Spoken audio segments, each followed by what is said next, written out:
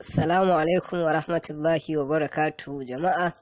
Wannan hoto da kuke gani hoton wasu bayin Allah ne da suka kasance suna aikata masha'a. Allah ya ɗauki ran wannan bawan Allah yayin da al'aurarsa ta makale a cikin al'aurar wannan baiwar Allah. Ta yi duk bakin ƙoƙarinta don ta ga ta zare, amma abin ya faskara.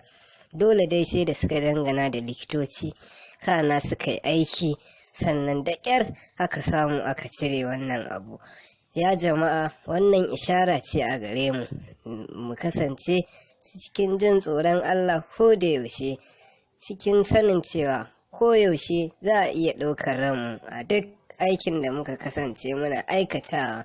Saboda haka jama'a, mu ji tsoron Allah, sannan kuma don Allah mu danna subscribing, kana a danna alamar ƙararrawa, sannan a yi sharing saboda wannan saƙo ya isa ga kowa.